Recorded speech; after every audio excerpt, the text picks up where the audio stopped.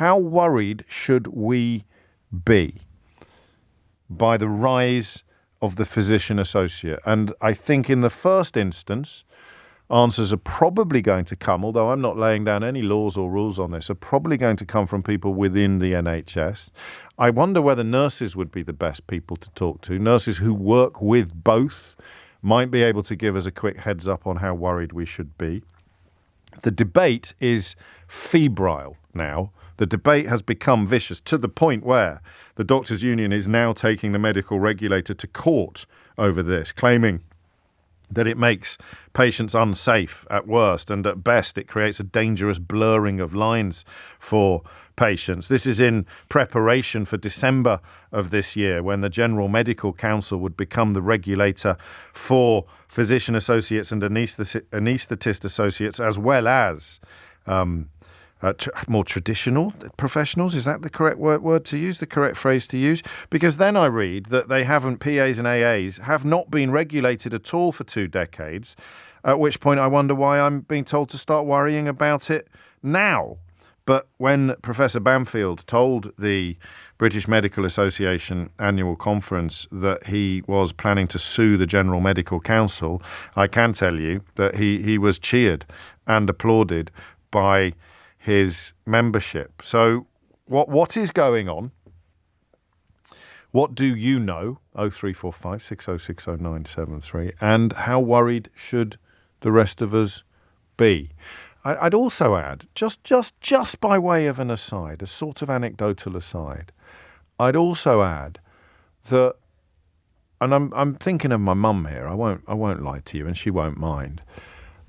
The older people get, I find, the easier it is for them to have their trust in the health service undermined. They get scared, don't they? Or they get worried that they're being glossed over, or that the doctor's too busy to give them the care and the attention that they need.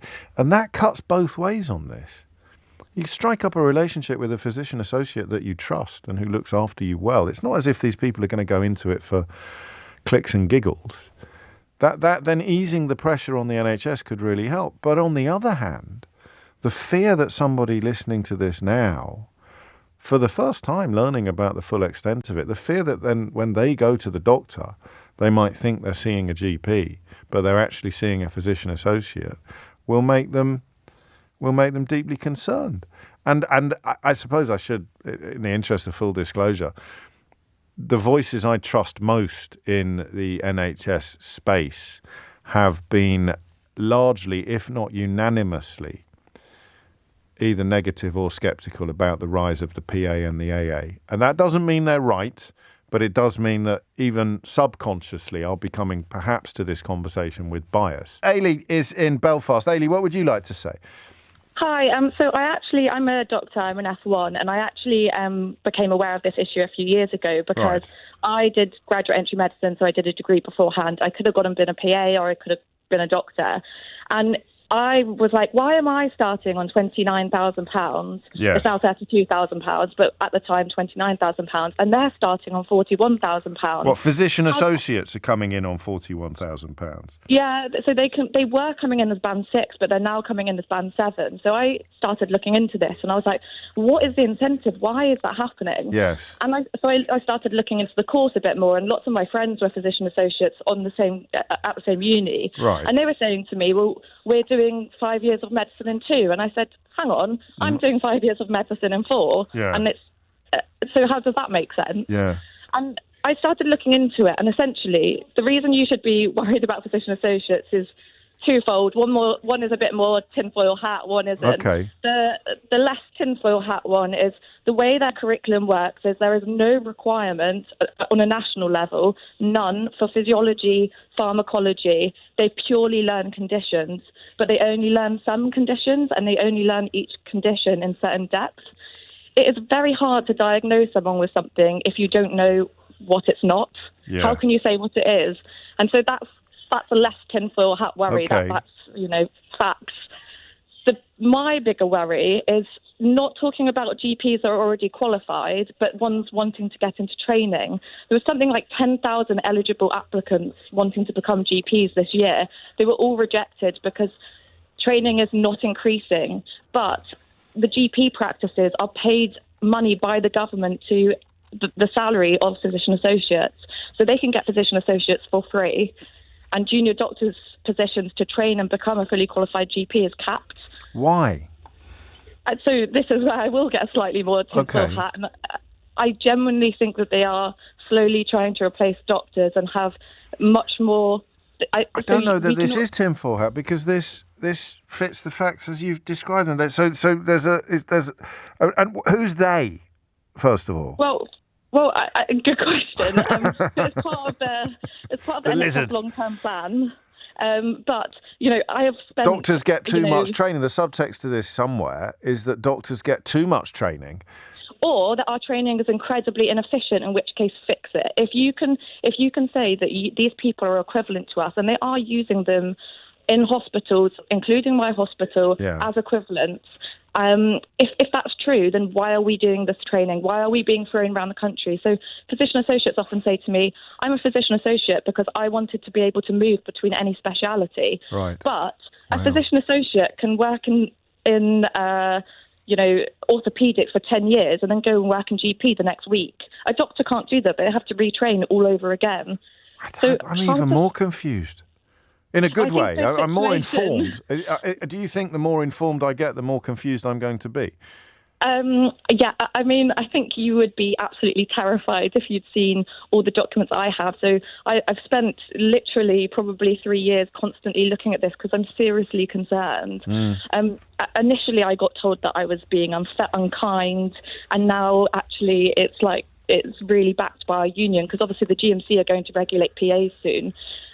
Which is even more confusing. And actually the GMC, the BMA are looking to take the GMC, they're taking legal action over it now. That was announced the other day over this specific issue. Yes, I know. So I've looked extensively into this, and I've seen some really worrying patterns. Could they be teething troubles? And I don't mean that glibly. I mean, no. I think that a lot of this is down to trust trying to save money at their level, and so there's no national scope, and trust can manipulate things how they want to. So, for example, I constantly see a pattern of locum doctors, which are obviously very expensive, being replaced by PAs. And that's why locum doctors are unemployed now, because there's another story around this week about locum doctors not being able to find work. Yeah, and they're fully trained. So a practice owner is making a decision to. So because you started off by saying they were paid more money than you. Well, then an F1. So I obviously you start doing rotational training as an F1. So, I started on 29,000, and they can't prescribe or order scans. So they're coming to me, being paid more money than me, asking me to prescribe for them.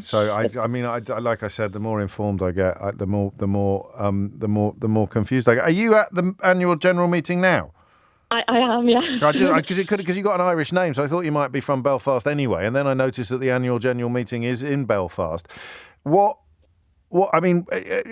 many doctors would I find at the same level as you, other F1s, who would say to me, and this is entirely anecdotal, but I'm curious anyway, who'd say, "Oh no, Eilidh's just gone mad. Everything's going to be fine." Does that lobby exist? No, it's vanishingly small. So it did exist 3-4 years ago. So they've amped up the PO role massively. But I think the main concern actually between my colleagues at the moment is just logically, if you've replaced a locum doctor on a ward with a PA, you've got a PA then on the ward. They can't prescribe or order scans, so you're going to have to get another doctor to come onto the ward to do those jobs, which means they're taken away from their training. So I've seen it where the doctors are being taken away from clinics, for example, to come and do ward jobs, and then they say, well, now the PA's got nothing to do, and the PA goes to the clinics. Oh, Lord. Okay, so we're missing out. No, okay, final question. Thank you. This is helpful, albeit not uplifting. Who's in charge? Who's in charge of everything? If you see what I mean. So who could I talk to that could say, yes, that happens and that happens, but when everything's up and running properly, that won't matter because? Well, no one's taking responsibility. So good question. That's what we're asking. No one's setting scopes. The Royal College of... I don't know if your producer could get in touch and we can send a non-biased, just like the Royal College of Physicians have had a huge falling out over this. It's completely fractured them. With each other? The president had to resign.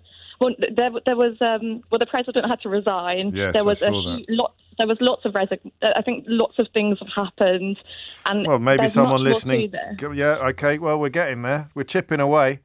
Eilidh, thank you. The GMC is not working either. They're not doing what they're supposed to be doing, which is keeping the public safe from people claiming to practice medicine. It's a mess. It's a real mess. Thank you.